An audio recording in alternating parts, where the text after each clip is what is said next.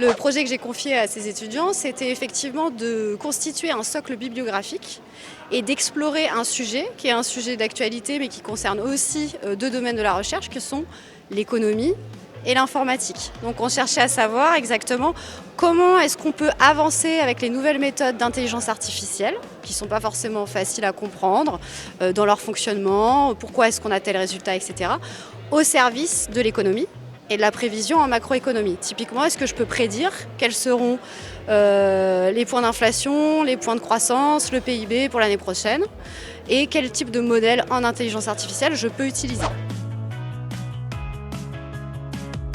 En l'occurrence, il fallait constituer un socle de connaissances en intelligence artificielle, un socle de connaissances peut-être un peu plus restreint puisque moi je suis du côté informatique, mais on a été épaulé par un économiste aussi qui s'appelle Mathieu Picot, donc qui est du laboratoire d'économie d'Orléans.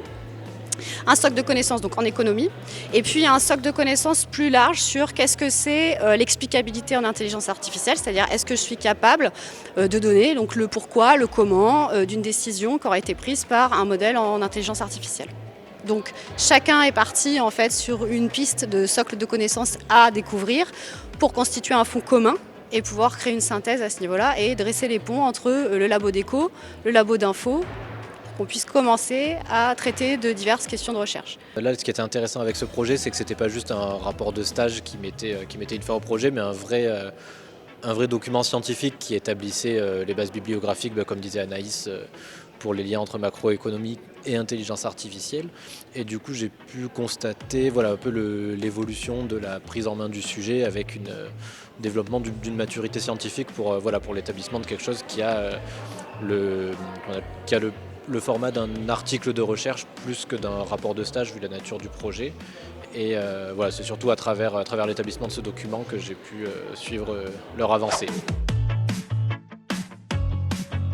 Alors moi, ce qui m'a donné envie, c'est que déjà avec Anaïs, on est collègues, donc je suis toujours intéressé pour savoir ce sur quoi elle travaille. Et puis le fait d'avoir un projet qui est à l'interface entre deux domaines que je connais pas en tant que chercheur, à savoir l'intelligence artificielle et la macroéconomie, ça m'intéresse en tant que, déjà juste en tant que citoyen curieux sur lequel moi je porte pas mes termes de recherche. Donc c'est l'occasion de regarder ça vraiment de très près avec des étudiants qui découvrent le sujet en même temps que moi. Donc pour moi, ça satisfait une curiosité intellectuelle personnelle de façon assez cool.